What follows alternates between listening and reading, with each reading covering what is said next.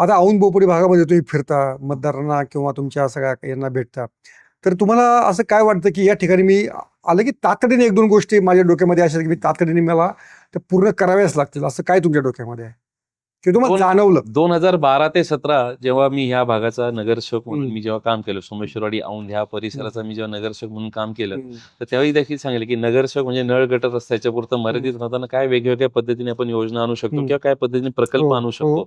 ह्या हिशोबाने जर आपण पाहिलं तर संजय महादेव निमन ग्राम संस्कृती उद्यान इथे गार्डनची डेव्हलपमेंट केली की ज्यामध्ये 12 बलुतेदार, 16 आलुतेदार, जी पहिली जुनी गावाची पद्धत असायची, पंचायत बसायची, पंचांकडे हे असायचं, पाटीलवाडा, आणि पहिली बार्टर सिस्टीम कशी होती ही सामान्य नागरिकांना किंवा विद्यार्थ्यांना आताच्या जेनझी लोकांना कळावं ह्या हिशोबाने आपण तेव्हा तिथे गार्डनची डेव्हलपमेंट केली. त्यानंतर स्पोर्ट्स कॉम्प्लेक्सची आपण उभारणी केली.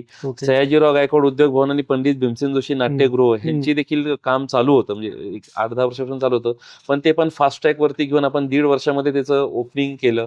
एम्स हॉस्पिटल त्याचं देखील काम चालू होतं, ते देखील आपल्या ह्याच्यामध्ये कार्यान्वित झालं. ते पीपीपी मॉडेल वरती आहे, पण त्यामध्ये देखील आपण भाग घेऊन की ते फास्ट कसं होईल त्या अनुषंगाने आपण तेव्हा ते प्रयत्न केले.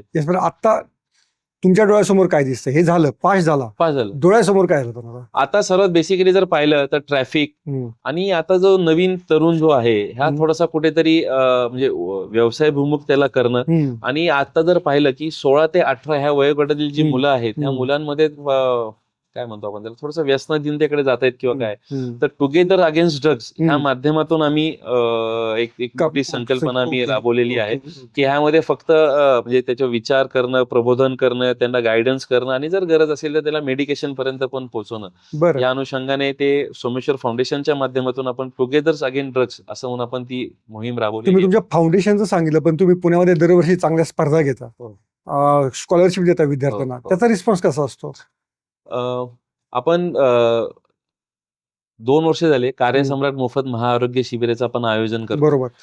तर त्या मोफत कार्यसम्राट आरोग्य शिबिरामध्ये हे बाकी जे आरोग्य शिबिर असतात हे 1 दिवस चालतं. आमचं हे आरोग्य शिबिर कमीत कमी 4 महिने चालतं. त्यामध्ये जर पाहिलं तर आम्ही घराघरामध्ये जाऊन पहिले नागरिकांचा सर्व्हे करतो, त्याचं वेट, बीपी आणि हाईट चेक केली जाते. ती करून त्याच्यामध्ये जर काय समजा म्हणजे घराघरामध्ये जाऊन आपण ही करतो. त्यानंतर प्रभागापुरतं करता नाही, शिवाजीनगर मतदारसंघामध्ये आपण करतो. आणि जो मेन कॅम्प जो असतो त्याच्यामध्ये शहरातले देखील अनेक नागरिक त्याच्यामध्ये देवेंद्र फडणवीस उद्घाटन. हो, देवेंद्र फडणवीस होते, अजित दादा होते, सुप्रियाताई होते, म्हणजे सर्व हा फाउंडेशनचा कार्यक्रम आणि एक आरोग्य संदर्भातला असल्यामुळे सगळ्यांच्या ह्याच्यामध्ये पुढे काय करतात. त्याच्यानंतर हे झाल्यानंतर एक प्रायमरी स्टेशन असतात आपले, 23 ते 24 प्रायमरी स्टेशन असतात. त्या प्रायमरी स्टेशन मध्ये आपण त्यांचं म्हणजे जर त्याला काही वेदना असतील किंवा काय असेल तर त्याला आपण तिथे डॉक्टरशी त्याला प्रिस्क्रिप्शन देऊन त्याला आपण तिथे औषधोपचार तर करतो. पण समजा त्याला हार्टचा प्रॉब्लेम असेल तर 2D एकोची टेस्ट करायला लागते, ह्या सर्व टेस्ट करायला लागते. डोळ्यांचा असेल किंवा त्याच्या रीती चेकिंग असतं, गुडघा दुखत असेल तर ते एक्सरे असेल, MRI असेल, सिटी स्कॅन असेल, ह्या सर्व गोष्टी आपण त्या प्रायमरी ठिकाणी त्यांना देऊन त्यांची एक फाईल रेडी करतो. मग ज्या दिवशी मेन आरोग्य शिबिर असतं त्या दिवशी ती फाईल घेऊन तो डॉक्टरकडे जातो. म्हणजे आपल्याकडे तिथे सगळे जगविख्यात डॉक्टर्स तिथे असतात, म्हणजे मुंबईतून, पुण्यातून आणि सर्व महाराष्ट्रातून तिथे चांगले जगविख्यात डॉक्टर, म्हणजे पद्मभूषण, पद्मभूषण वाले डॉक्टर देखील, म्हणजे रणजित जगताप असतील, पांडा सर असतील, असे सर्व डॉक्टर्स तिथे उपस्थित असतात. तिथे गेल्यानंतर ती जर पूर्ण फाईल रेडी असेल तर त्याला तिथल्या तिथे ते त्यांना सोल्युशन डायग्नोसिस करायला सोपं होऊन जातं.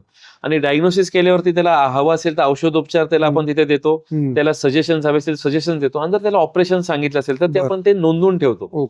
आणि त्या पुढच्या 2 महिन्यामध्ये ते ऑपरेशन्स मोफत कशा पद्धतीने करता येईल, म्हणजे सरकारी योजनेमध्ये बसतोय का तर सरकारी योजनेमध्ये बसवून, नसेल तर समजा CSR च्या माध्यमातून काही फंड हे करून किंवा सोमेश्वर फाउंडेशनच्या माध्यमातून असं करून आपण ते ऑपरेशन देखील मोफत. सोशल मीडियाच्या भाऊ गर्दीत विश्वासार्हतेने चकाकणारे नाव म्हणजे लेट्सअप मराठी.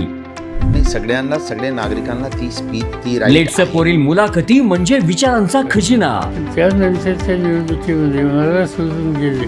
बातम्या केवळ वस्तुस्थिती सांगणाऱ्या, न प्रोपगंडा, फक्त जनतेचा अजेंडा. क्योंकि आने वाला कल जाने वाला है, जाने वाला कल आने वाला है. राजकारण, मनोरंजन असो की क्रीडा क्षेत्र, महाराष्ट्राची स्पंदने संवेदनशीलतेने टिपणारे माध्यम म्हणजे लेट्सअप मराठी. जगासोबत एक पाऊल पुढे राहण्यासाठी लेट्सअपचे ॲप, सोशल मीडिया आणि वेबसाईट सोबत कनेक्टेड रहा.